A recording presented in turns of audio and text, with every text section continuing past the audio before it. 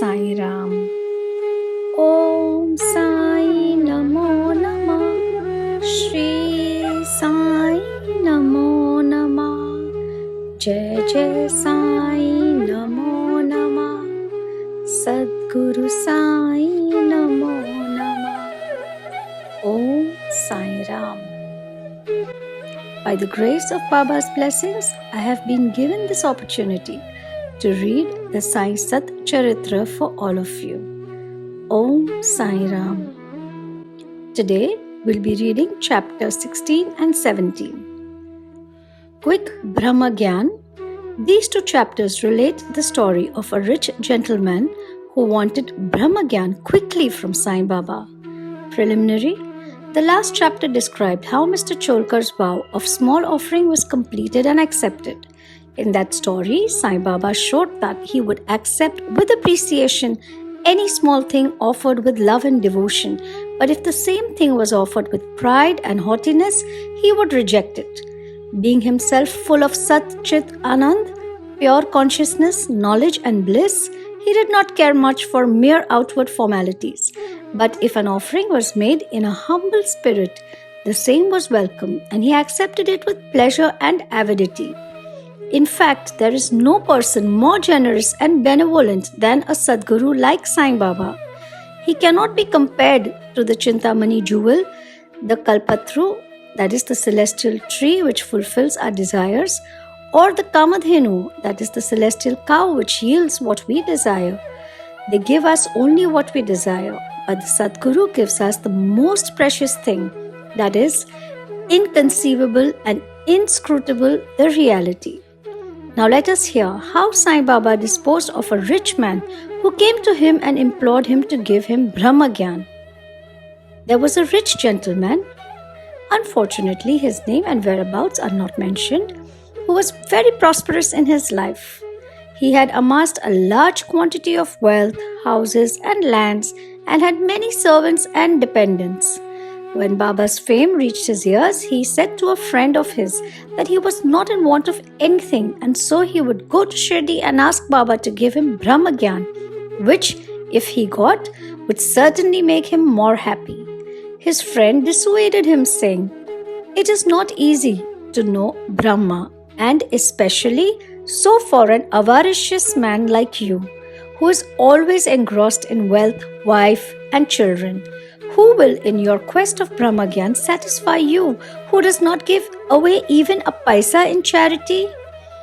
Not minding his friend's advice, the fellow engaged a return journey Tonga and came to Shirdi.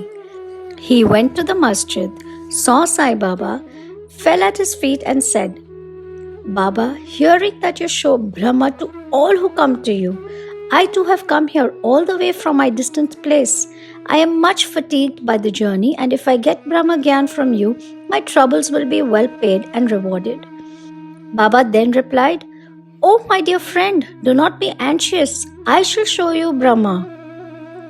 Many people come to me and ask for wealth, health, power, honor, position, cure of diseases, and other temporal matters. Rare is the person who comes to me and asks for Brahma Gnyan. There is no dearth of people asking for worldly things, but people interested in spiritual matters are very rare.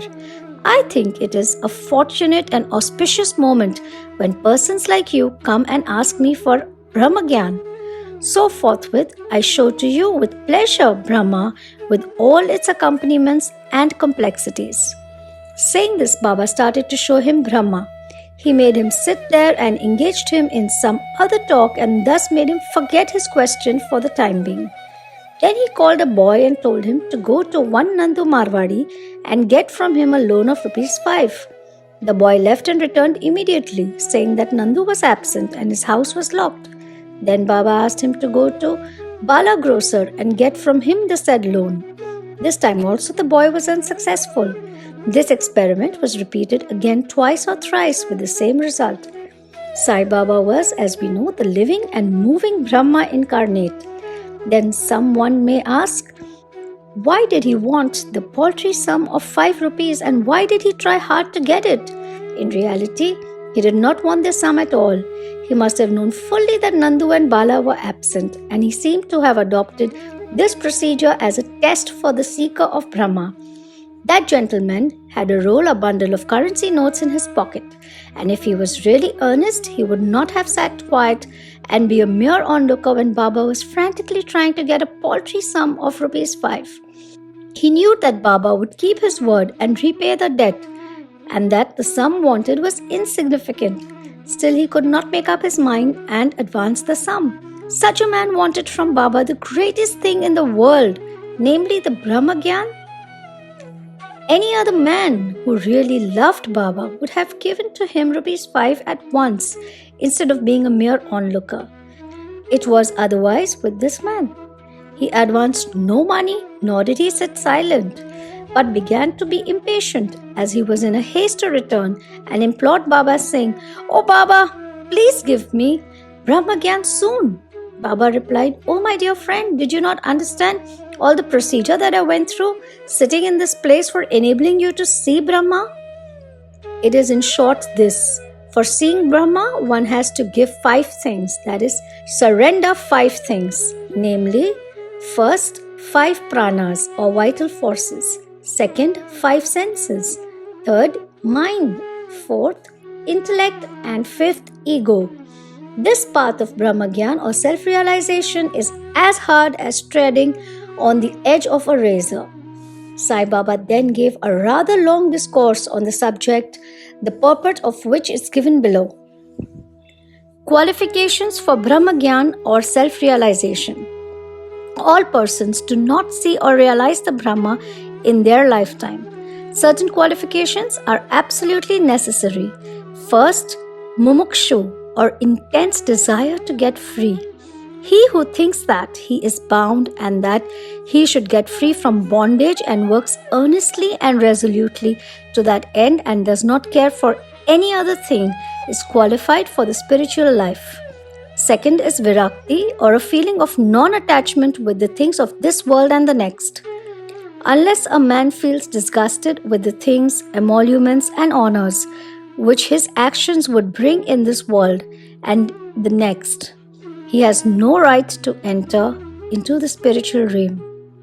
Third, antarmukha, introversion. Our senses have been created by God with a tendency to move outward, and so man always looks outward and not inward. He who wants self-realization and immortal life must turn his gaze inwards and look to his inner self. Fourth, catharsis, that is, eliminating all base ideas and emotions. Unless a man has turned away from wickedness and stopped from doing wrong and has entirely composed himself, and unless his mind is at rest, he cannot gain self-realization even by means of knowledge. Fifth is right conduct. Unless a man leads a life of truth, penance, and insight, a life of celibacy, he cannot get God realization. Sixth, preferring Shreyas, the good, to Prayas, the pleasant. There are 2 sorts of things, namely the good and the pleasant. The former deals with spiritual affairs and the latter with mundane matters. Both these are open to man for acceptance. He has to think and choose one of them. The wise man prefers the good to the pleasant, but the unwise, through greed and attachment, chooses the pleasant. Seventh, control of the mind and the senses. The body is the chariot, and the self is its master. Intellect is the charioteer, and the mind is the reins. The senses are the horses, and sense objects are their paths. He who has no understanding and whose mind is unrestrained has his senses unmanageable. Like the stray horse of a charioteer does not reach his destination, that is, get self-realization, but goes through the round of births and deaths. But he who has understanding and whose mind is restrained has his senses under control, like the good obedient horse of a charioteer, reaches the destination, that is the state of self-realization, whence he is not born again. The man who has understanding as his charioteer guide and is able to rein his mind reaches the end of the journey, which is the supreme abode of the all-pervading Vishnu, the Lord. Eighth is purification of the mind. Unless a man discharges satisfactorily and disinterestedly the duties of his station in life, his mind will not be purified, and unless his mind is purified, he cannot get self-realization. It is only in the purified mind that vivek, that is disattachment to the unreal, crop up and lead on to self-realization. Unless egoism is dropped, avarice got rid of, and the mind made desireless, that is pure, self-realization is not possible. The idea that I am the body is a great delusion, and attachment to this idea is the cause of bondage. Leave off this idea and attachment, therefore, if you want to reach the goal of self-realization. Ninth, the necessity of a guru. The knowledge of the self is so subtle and mystic that no one can by his own individual effort ever hope to attain it. So the help of another person, teacher who has himself got self-realization, is absolutely necessary. What others cannot give with great effort and pains can be easily gained with the help of such a teacher, for he has walked on the path himself and can easily take the disciple step by step on the ladder of spiritual progress. Number 10. And lastly, grace of the Lord is the most essential thing. When the Lord is pleased with anybody, he gives him viveka and vairagya and takes him safe beyond the ocean of mundane existence. The self cannot be gained by the study of Vedas, nor by intellect, nor by learning. He whom the self chooses gains it. To him, the self reveals its nature, says the Katha Upanishad. After the dissertation was over, Baba turned to the gentleman and said, "Well, sir, there is in your pocket the Brahma in form of 50 times of 5, that is rupees 250. Please take that out." The gentleman took out from his pocket the bundle of currency notes, and to his great surprise, found on counting them that there were 25 notes of rupees 10 each. Seeing this omniscience of Baba, he was moved and fell at Baba's feet and craved for his blessings. Then Baba said to him, "Roll up your bundle of Brahma, namely currency notes. Unless you completely get rid of your avarice or greed, you will not get the real Brahma. How can he whose mind is engrossed in wealth, progeny and prosperity expect to know the Brahma without removing his attachment for them?" The illusion of the attachment or the love for money is a deep eddy, that is a whirlpool, of pain full of crocodiles in the form of conceit and jealousy. He who is desireless can alone cross this whirlpool. Greed and Brahma are asunder as poles. They are eternally opposed to each other. Where there is greed, there is no room for thought or meditation of the Brahma. Then how can a greedy man get this passion and salvation? For a greedy man, there is no peace, neither contentment nor steadiness. If there be even a little trace of greed in mind, all the sadhanas, that is spiritual endeavors, are of no avail. Even the knowledge of a well-read man who is not free from the desire of the fruit or reward of his actions is futile and can't help him in getting self-realization. The teachings of a guru are of no use to a man who is full of egoism and who always thinks about the sense objects. Purification of mind is absolutely necessary. Without it, all our spiritual endeavors are nothing but useless show and pomp. It is therefore better for one to take only what he can digest and assimilate. My treasury is full and I can give anyone what he wants, but I have to see whether he is qualified to receive my gift.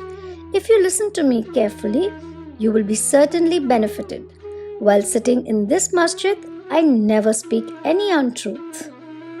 When a guest is invited to a house, all the members of the household and other friends and relations that happen to be present are entertained along with the guest.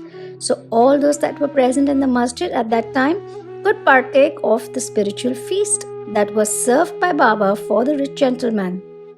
After getting Baba's blessings, one and all, including the gentleman, left the place quite happy and contented.